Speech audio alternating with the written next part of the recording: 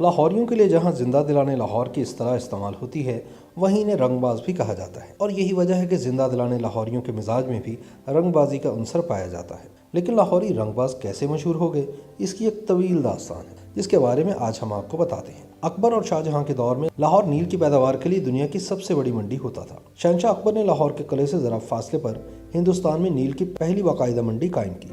ये मंडी बादशाह अकबर के नाम पर अकबरी मंडी कहलाती है और इससे मुल्क इलाका रंग महल कहलाने लगा, जो इस वक्त शहर के बड़े कारोबारी इलाके तस्वुर होते हैं। लाहौर के मुज़ाफ़ाती इलाकों और मौजूदा साहिवाल में मीलों तक नील के पौधे थे।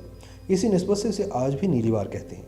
लोग इन पौधों का सत निकालते थे। सत को बड़ी बड़ी कढ़ाई में डालकर पकाया जाता था। इसका पाउडर और डलियाँ बनाई जाती थी।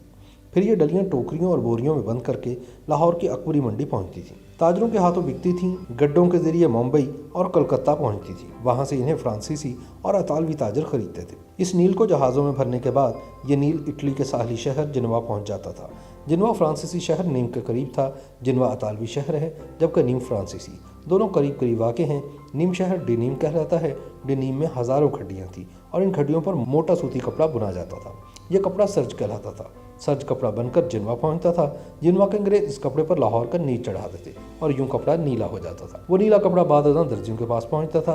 दर्जी इससे मजदूरों, मिस्त्रियों और फैक्ट्री वर्कर्स के लिए पतलूने सीते थे। वो पतलूने बाद जिनवा शहर की वजह से जीन्स कहलाने लगी। जीन्स पतलूने मशहूर हो गईं तो डेनिम शहर के ताजरों ने जोश हसद में अपने कपड़ों को डेनिम कहना शुरू कर दिया। जीन्स और डेनिम वक्त गुजरने के साथ साथ इकट्ठे हुए और ये डेनिम जीन्स बन गए। जीन्स के 3 अनासिर थे: डेनिम का कपड़ा, लाहौर का नील और जिनवा के दर्जी। मुगलों के दौर में अगर लाहौर का नील ना होता तो शायद जीन्स ना बनती, और अगर बनती भी तो कम से कम ये नीली ना होती। जीन्स का नीलापन बहरहाल लाहौर की मेहरबानी था। आप आज भी अंग्रेजी की पुरानी डिक्शनरियाँ निकाल कर देख लें, आपको इन डिक्शनरियों में नील के साथ लाहौरी मिलेगा। गोरे इस ज़माने में नील को लाहौरी कहते थे। ये रंग बाद इंडिया की मुनासबत से इंडिगो बन गया। फ्रांसीसी, अतालवी, पुर्तगाली और डच नील के लिए हिंदुस्तान आते थे, जबकि बरतानवी अफ्यून के लिए यहाँ आए और फिर पूरा हिंदुस्तान हथिया लिया। लेकिन ये बात की बातें हैं। अभी हम उस दौर की बात कर रहे हैं जब नील लाहौर की सबसे बड़ी तिजारत था और ये लाहौरी और इंडिगो कहलाता था।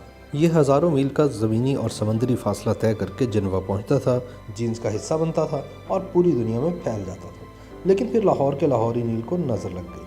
मुगलों ने नील पर टैक्स लगा दिया, यूरोप ने मसनूई रंग ईजाद कर लिए और ईस्ट इंडिया कंपनी ने फ्रांसीसियों, अतालवियों और पुर्तगालियों को मार भगाया और यूँ नील की सनत भी ज़वाल पजीर हो गई। नील लाहौरी ना रहा, मगर लाहौर के शहरी आज भी रंगबाज हैं। लाहौरियों को यह खिताब मुंबई और कलकत्ता के ताजरों ने दिया था। हिंदुस्तान में उस वक्त फ़ारसी ज़ुबान राइज थी। फ़ारसी में किसी भी पेशे से वाबस्ता लोगों को बाज कहा जाता है।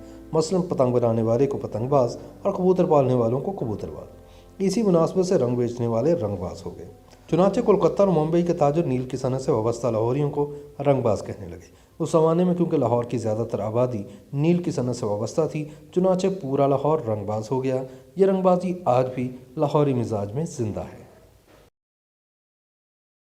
YouTube पर गूगली न्यूज देखने के लिए youtube.com की सर्च बार में गूगली न्यूज टीवी टाइप करें। गूगली न्यूज के पेज पर सुर्ख रंग के सब्सक्रिप्शन वाले बटन पर क्लिक करना ना भूलिए। YouTube पेज पर अपलोड होने वाली वीडियोस से बाखबर रहने के लिए बेल आइकन पर क्लिक कीजिए। आपको हर नई वीडियो के बारे में नोटिफिकेशन मौसूल हो जाएगा।